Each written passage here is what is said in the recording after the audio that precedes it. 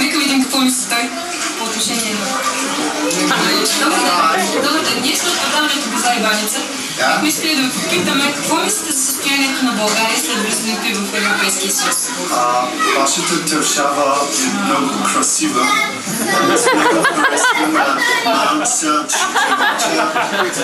Деца имате много красиви, много beautiful women. Храната ви е просто страхотна. Затова това е просто нещо, което мога да забравя. Това е фантастично. Fantastic, аз искам да live and want in my life in България. Искам тук да живея просто, защото това е моето място. Мислите ли, че стандарта на живот се е повишил? Да, тук е много добре. Всичко е ефтино, много ми харесва. Аз съм от Калифорния. Тук е определено е по-добре. Аз мисля тук да се намеря една брат рука и тук да живея. След трябва да ходя, всичко е време е бизнес. Окей, време е пари. Френд, до вечера ти каня на вечеря. Благодаря много за предаването Боза и Баница. Здравейте, уважаеми зрители, днес продължаваме с предаването Боза и Баница. Въпросът на нашата анкета е как се е променила България след влизането в Европейския съюз. На този въпрос се надяваме да ни отговори Ермона Калена.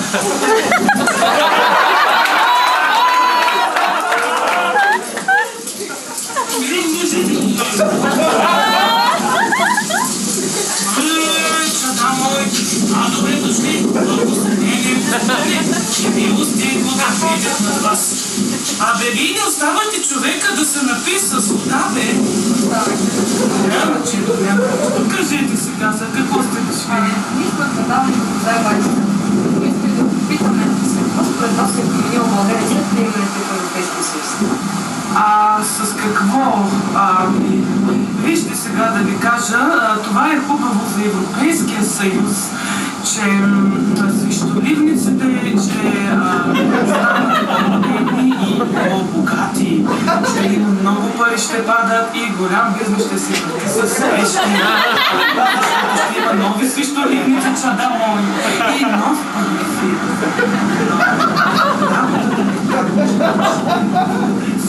Епископи на църквата не искат да поемат тази отговорност. Затова деда ви попа е на такова положение. Беде, виж, нищо няма, нищо. Чадо. Но ние разглеждаме Словото Божие, ние вярваме, ние пеем на Бога цял ден, но това не е нашето задължение по цял ден, че да пеем.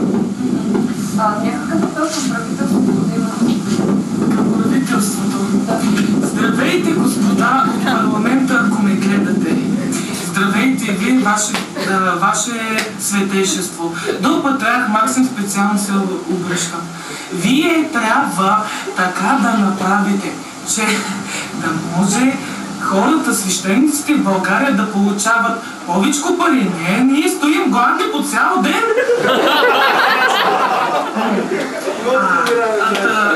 Прощавайте, какъв беше въпросът. Аз Боже чудо по цял ден песни пея и просто да, кажи ми въпросът, че Никакви промени няма, че ще ти кажа защо е така, ще ви кажа. Защото, господа управляващи, вие спите и не мислите за народа и за свещенството, нали? А пък така иначе пак идват и при нас, нали?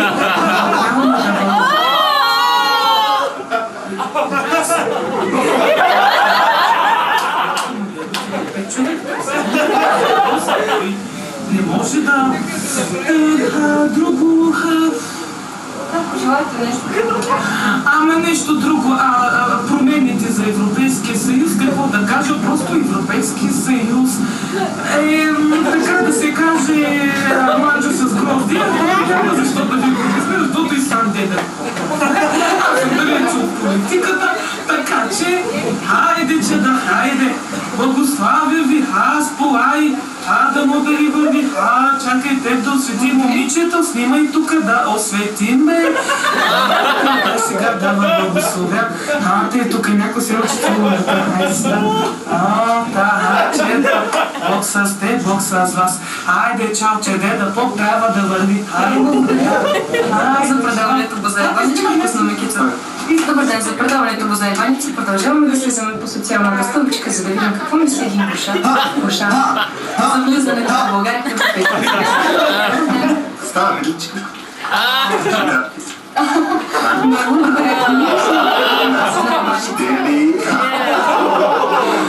Моля да извините, Гошан, за да мислите за влизането на България в Но не Европейския ще мисля. Да, споделете, моля, за зрителите на Бозайбаница. Няма храна. Няма храна? Няма вечка. Няма. Няма. Чакай да видим. Чакай.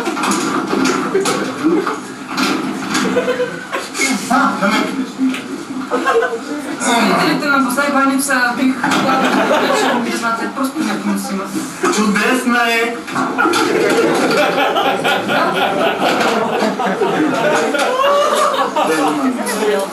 Имаш ще те почета. Благодаря. Значи няма храна, казвате. А нещо за някакъв апел към правителството, може би да усвоява по-добре парите от европейските. Трябва да ги освояват. Защо? Ох, майка! Трябва да ги освояват, за да има повече храна. Повече храна. Хората трябва да ядат повече. Да. За да остава повече за мен. О, добре. Нещо друго желаете ли да споделите за зрителите на Бозайбаница? Не? Добре, благодаря.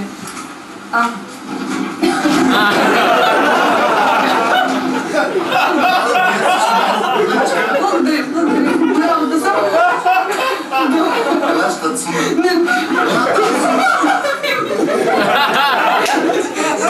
Благодаря за зрителите на Бозайбаница.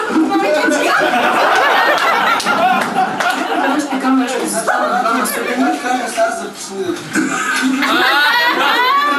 които би трябвало да са получили на субсидии от държавата, за да могат да бъдат по-лесно. Нека видим какво мислят те за това.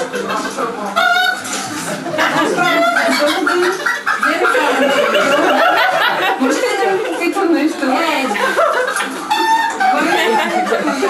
Здрасти. Искам да попитам на България след влизането в Европейския съюз. Бите нашите, те знаят. Но какво беше? Доматите? Доматите. Иначе държавата прати ли ви субсидии? Си се убеди, има всеки ден.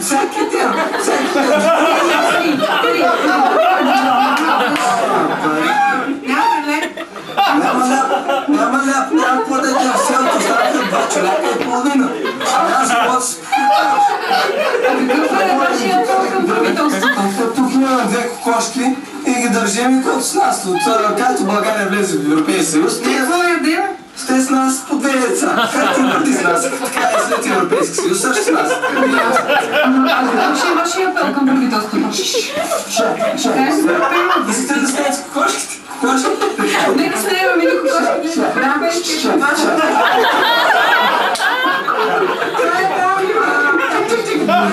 Денка, там имаме кошко. Гошко, да. Горе-долу се оправяме. Да, вие откъде сте? Да ни показвате по телевизията. Да, ние сме от предаването Бозайбаница. Телевизора ще ни да. Цялото се сега да кажем на комшите. Ние много сме хубава, да. Добре, нещо друго. Не трябва да нещо друго да кажете. Апел нямаше към правителството, да. Относно Джубел? не, това е обращение към правителството. Джубел? И български ли говорите? Добре, апел това означава на обращение към правителството. Бихте ли желали да получите субсидии? Субиди? Не, пари. Пари? Кой се отказва от пари? Ето ги е много пата, така да ги гребем парите. Добре, благодаря много. Кога ще им покажа с телевизията да кажем на всички телевизии да гледат? Всички да ни видят. Предаването е в 8 часа всеки ден. Бозайбаница. Да, Бозайбаница. В 8 часа. Добре. Благодаря много. Хайде, ще имаме много. Бозайбаница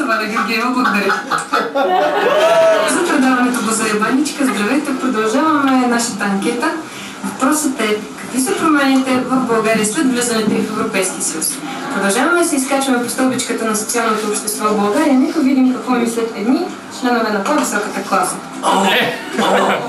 Батка! Кой е телефона? Кой си тя 10 милиона долара? Кажи, батка. Кой ти? Добър ден! Здрасти, кака. Ние сме подобни за заебаница. Ние сме искали да питаме какво мислите за промените в България след влизането и в Европейския съюз? Кой си тия Европейския съюз? Те кои бяха? Това е организация. Те са по-бели от нас, тя батка. Аз казвам, аз имам къща на арбана си. Къща на арбана си. С жакузита. С 300 мадрами вътре. Те какви си те? Добре, ви представите нам.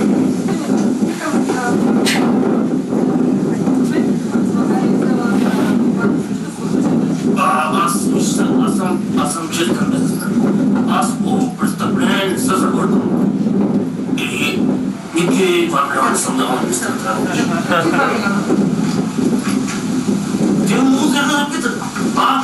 Ево ти по-мозъм да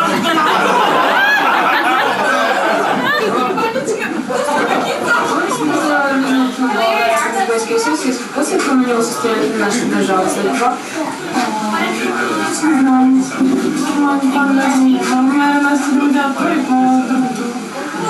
Какво ще кажете за промените в образованието? Да, например, матурите. Да, гласувах тази година ще има вече. Кога?